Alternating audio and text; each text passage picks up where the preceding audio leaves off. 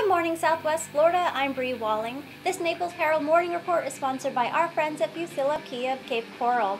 This morning we'll tell you about an East Coast mobster who may not have retired after moving to Florida, the Senate reacting to revelations made in the Nassar case, and more.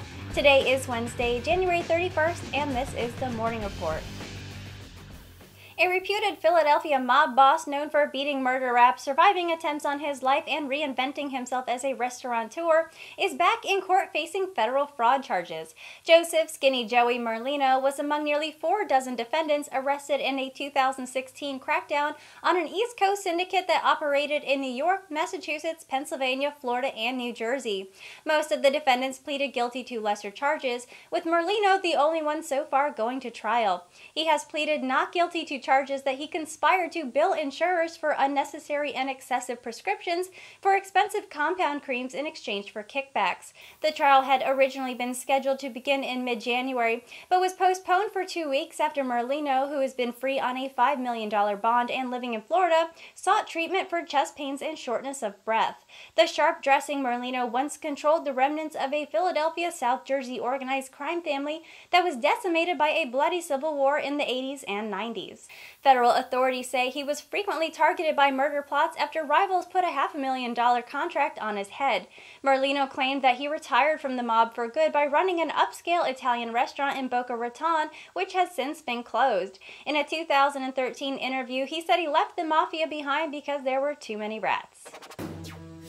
The Senate is poised to respond to the sex abuse scandal involving sports doctor Larry Nassar by approving legislation that requires governing bodies for amateur athletics to quickly report claims of abuse to law enforcement.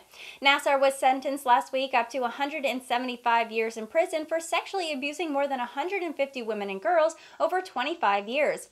A patchwork of state laws on reporting suspected sex abuse made it necessary to enact a uniform national standard that would apply to amateur sports groups such as USA Gymnastics, as well as to other sports organizations that participate in interstate and international travel.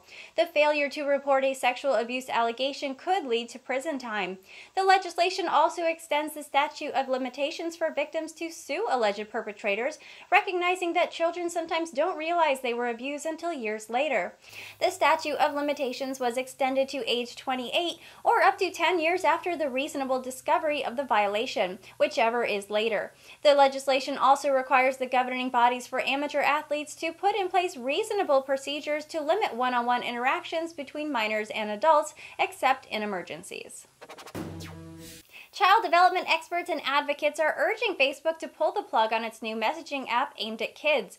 A group letter sent Tuesday to Zuckerberg argues that younger children aren't ready to have social media accounts, navigate the complexities of online relationships, or protect their own privacy. Facebook launched the free Messenger Kids app aimed at kids under 13 in December, pitching it as a way for children to chat with family and friends approved by their parents, but doesn't give kids separate Facebook or Messenger accounts. Facebook has said it feels a need for messaging app that lets kids connect with people they love, but also has the level of control parents want. But critics see the move as a way for Facebook to lure in a younger audience before they can move on to a rival service such as Snapchat. A group of 100 experts, advocates, and parenting organizations is contesting Facebook's claim of filling a need and countering that instead it's creating one.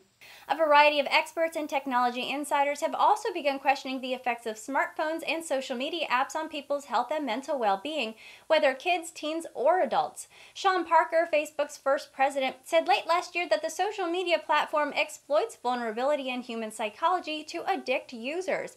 A chorus of other early employees and investors piled on with similar criticisms.